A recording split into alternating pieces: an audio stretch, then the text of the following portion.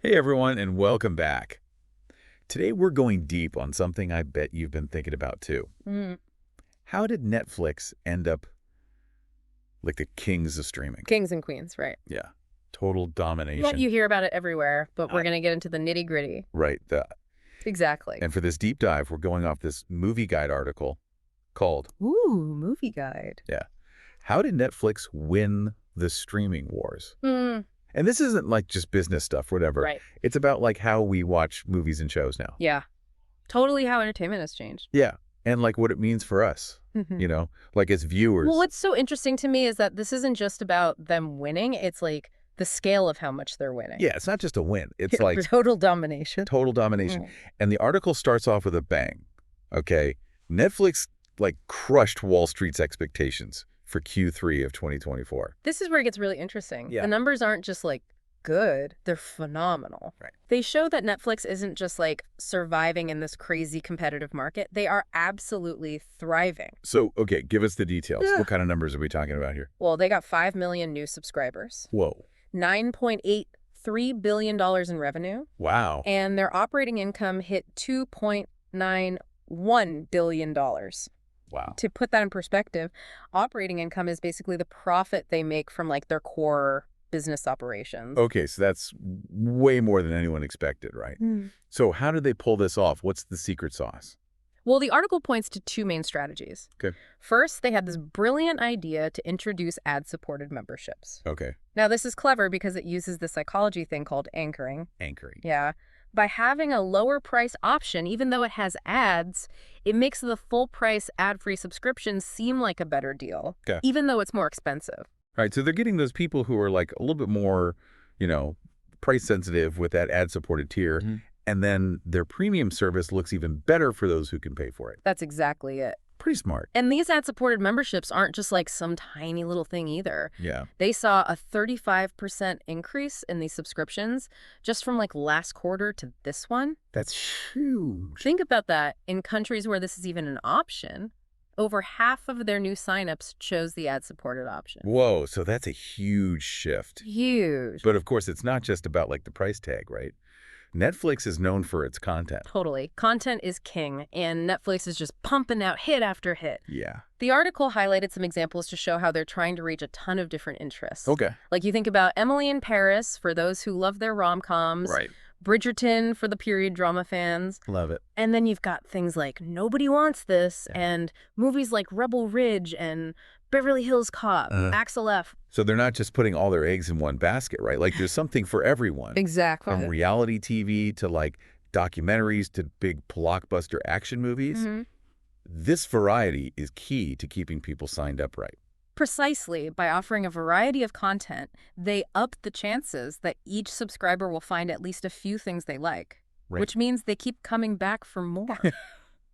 Okay, so we got to talk about the competition now. Oh, yeah. Netflix isn't the only one in the game. Nope. There are other streaming giants that want our attention and want our money right. Absolutely. And this is where you really see how big of a success Netflix is. Okay. Their enterprise value, which is basically how much the company is worth, is bigger than Disney, Warner Bros. Discovery, Fox, and Paramount combined. Hold on, wait a minute. I know. Let me get this straight. Yeah. They're worth more than all those huge companies combined. Like, how is that even possible? It really shows how far ahead they were thinking and how smart their decisions have been. And there's something else that's interesting, too. What's that? They've done all this without using bundles like a lot of their competitors have. That's right. The article mentioned that a lot of these platforms are like teaming up. Yeah, like creating these huge bundles. Trying to get you stuck in their little world. Right. But Netflix is basically saying we're good on our own. Exactly. It shows that they have a lot of confidence in their own platform and their content. Yeah. They're not afraid to let their content speak for itself. Plus, they're probably saving themselves a lot of headaches trying to make all these different platforms work together. Oh, definitely. So we've established that Netflix is winning right now. Yeah, they're on top. But what about the future? What's next for them? Well, they're definitely not just sitting back and relaxing. Right. The article mentions that they're feeling really good about Q4. Okay. And they've got some big releases coming up. Oh, spill the tea. For starters, season 2 of Squid Game is coming. Oh my God, Squid Game. You know that's going to be huge. Dude. But what's really interesting is that they're getting into live sports, Whoa. which is a pretty big move. Live sports on Netflix. That's a game changer. So what kind of sports are we talking? They're starting with a bang, the Jake Paul versus Mike Tyson fight. Jake Paul and Mike Tyson. I mean, that's going to be huge. Oh, yeah. That's going to get like everyone watching, from like hardcore boxing fans to people who just want to see what the hype's all about. Totally. And it's not just boxing either. No. They're even going to show 2 NFL games on Christmas Day. Whoa, okay. So that's a major move. Huge move. It makes you think, like, what's this going to mean for the future of like watching sports? Right. Will streaming be like the main way people watch games live? It's a really good question, and it's definitely something to keep an eye on. You can see how Netflix is being smart about this. Yeah. Building up all these different kinds of content so they can appeal to sports fans, too. Yeah. Not just their usual audience. Right. They're always trying new things and experimenting, which keeps things interesting. That's one of the things that like really stood out to me from the article. Yeah. Netflix isn't just winning. They're like changing how we think about entertainment. It's true. It's almost like they've become a verb. Oh. Like Googling something. Right. We say Netflix and chill. Yeah. We say we're going to Netflix a show. Right. They've basically become the word for streaming itself. That's such a good point. It's not just about the content. It's like the whole experience. Yeah. And they've built up so much loyalty. Mm-hmm. Like people trust Netflix to give them good stuff. Yeah, that trust is powerful. It makes you wonder if part of their success is because they were the first ones to really do this. Right. They saw the potential of streaming when everyone else was still stuck on the old ways. Yeah, remember when we used to wait like a whole week for a new episode of our favorite show? Yeah. It feels like forever ago. I know. Netflix like changed the game, you know, gave us instant gratification. Binge watching. Binge watching. Mm-hmm. And all those personalized recommendations. And they basically created this whole shift in how people watch things. Yeah. That idea that you can watch whatever you want, whenever you want. Yeah. Question is, can they keep that up now that everyone else is trying to do the same thing? Especially with competitors like Disney Plus, you Mhm. know? They've got all those big franchises like Marvel and Star Wars. Oh, yeah. They've got a lot of power. And then there's like HBO Max and Apple TV Plus. Mhm. They're spending tons of money on their own shows and movies too. And don't forget about the FAST channels. Oh, yeah. Those free ad-supported television channels. Yeah. It's like having a bunch of TV channels, but they're streaming and they've got a mix of movies and TV shows. Yeah, and sometimes even live events. Totally. Those fast channels are getting so popular. They really are. They give you that like familiar TV feeling, Mm-hmm. but for free. Exactly. So Netflix is getting squeezed from both sides. Right. The super fancy subscription services with their big budget shows and movies, and the free ad-supported stuff. It's more for casual watching. So like a streaming sandwich with Netflix right in the middle. I like that. So how do they stay on top in this crazy competitive market? Well, the article says that their best bet is to keep making really good content. Yeah. They need to keep making those shows and movies that people can't stop talking about. Right. The kind that make people want to stay subscribed.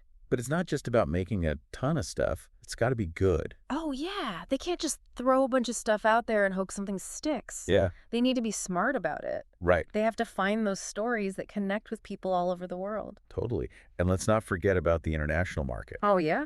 Netflix has done a really good job of expanding globally, Mm-hmm. offering content in a bunch of different languages and making sure there's something for everyone. Absolutely. That global reach is huge for them. Yeah. It gives them access to so much talent and so many stories Right. and opens up all these new markets with a ton of potential. But going global comes with its own challenges, right? You have to think about different cultures and make sure your content is appropriate and interesting to different people around the world. That's where things get really complicated. Yeah. They have to really understand different cultures. They Yeah. have to be willing to work with local creators. Right. And they have to be flexible about how they make and distribute their content. So it sounds like the key for Netflix to stay on top Mm-hmm. is to keep making quality content, Mm-hmm. keep expanding globally, Yeah, and be ready to change with the times. for sure. If they can do all that, they have a good chance of staying a major force in entertainment for a long time to come. But it's definitely not going to be easy. Nope. The competition is tough, and the world of technology is changing so fast. Mhm. It'll be interesting to see how they handle all these challenges Yeah, and how they continue to change the world of entertainment. right. Okay, so we've looked at the past, Mm-hmm. we've talked about the present, Yeah. but what about the future? Mm. What might the streaming world look like in like 5, 10 or even 20 years? Now, that's a tough one. It's like looking into a crystal ball. Right. But there are some trends we can look at to make some educated guesses. Okay, so put on your future glasses. Uh-huh. All right. What do you see? What's the next big thing in streaming? I think one thing that's going to happen is that the streaming market will just keep splitting up. Oh, Like, we're already seeing all these niche streaming services popping up Yeah. just for certain interests. Like, Yeah. if you're really into anime or documentaries or, like, indie films, right. there's already stuff out there. It's kind of like how cable TV used to be. Yeah. With all those different channels. Totally. But now it's on demand Mm-hmm. and personalized just for you. Exactly. And this trend is probably going to keep going as technology gets even better. Yeah. And it gets easier for new companies to start streaming services. Okay. So instead of just having a few huge platforms, Right. we might end up with like a ton of specialized streaming services. So instead of like one-stop shops for entertainment, Right. we're going to have a whole bunch of little shops, Yeah, each one with its own thing. exactly. And that brings up a big question. What's that? How are people going to handle this? Yeah. Like, it's already hard to keep track of all the different streaming services and what they have. Right. Imagine if there are hundreds of them. It's like information overload. Just totally. It could lead to what some people are calling subscription fatigue. Subscription fatigue. Yeah, where people get overwhelmed by all the choices Right. and how much it costs to subscribe to all these different services. Yeah, you're paying for this one and that one and this one. Exactly. It gets expensive. It does. And maybe we'll see new companies pop up that kind of act like aggregators. Aggregators. Yeah, like they pull together content from all these different streaming services Okay. and offer a more streamlined experience. So instead of having to switch between a bunch of different apps, Right. you could just have one app that has everything. Exactly. Or maybe we'll even see completely new business models, like micro-subscription. Micro subscription. Yeah, where you only pay a little bit to watch one specific movie or episode. That's interesting. It would give viewers more flexibility and control over how much they spend. And it could create new ways for content creators to make money. Exactly. So it sounds like the future of streaming is all about personalization and giving viewers more control. Totally. And it's going to be fascinating to see how technology keeps changing things. You know what else I think we'll see more of? What's that? Interactive content. Oh, like those choose-your-own-adventure type shows that Netflix has been experimenting with? Exactly. Yeah. I think that's just the beginning. Yeah. Imagine a future where streaming is like a totally immersive experience. Wow. With VR and AR and all this crazy technology, Right. like blurring the lines between entertainment and real life. That's wild. Imagine watching a movie and feeling like you're actually in it. Yeah. Or going to a virtual concert with your friends. I love that. It's exciting, right? It is. And a little bit scary. But one thing's for sure, What's that? the future of streaming is not going to be boring. Absolutely. It's going to be a wild ride. Okay, so we've talked about how Netflix is winning, how the landscape is changing, and what the future might hold. Mm-hmm. But let's bring it back to you, the viewer. Yeah. What does all this mean for the average person? Exactly.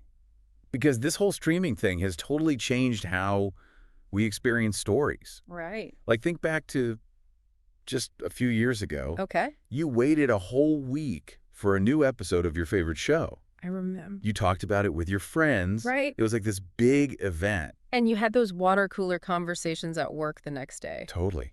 It was a shared experience. Definitely. Something you could connect with other people over. Now you can just binge an entire season in one day if you want. Let's be real, we've all done it. Uh-huh. But is something lost when we do that? It's a good question. Are we missing out on the joy of anticipation? Right. Those shared moments that everyone can talk about. Just for the convenience of having everything on demand. It's a tough trade-off, and it's not just about the pacing either. What else? Streaming has changed the kinds of stories that get told. That's true. The article talked about how Netflix is willing to take chances on shows that regular networks wouldn't. Right, shows with diverse casts, Mhm. complex themes, Yeah. stories that push the boundaries. And that's given us so many new and interesting stories. But it also means there's a lot more to sort through. Right. How do you find the good stuff in all of this? It can be tough. It's more important than ever to be a picky viewer. Okay. Do your research, read reviews, talk to friends. Right. Don't be afraid to be selective. Your time is valuable. And don't just stick to what, Exactly. explore different genres, discover new voices. Find things that challenge you. Yeah. That's the cool thing about streaming. Mm-hmm. It's like having all these stories right there at your fingertips. A whole world of entertainment. So if we take a step back and look at the big picture, Netflix's success isn't just about business. It's about how our society is changing Yeah. and how we interact with entertainment. And that affects more than just what we watch. Totally. It changes how we think, how we talk to each other, even how we see the world. So as you keep watching all your favorite shows and movies, Hmm. just remember the power of this medium. Think about the choices you make. Choose wisely, engage with the stories, and don't be afraid to ask the tough questions. Because ultimately, the future of entertainment is still being written. That's a great point to end on. Thanks for joining us for this deep dive into the streaming world. It's been fun. We'll see you next time for another awesome exploration.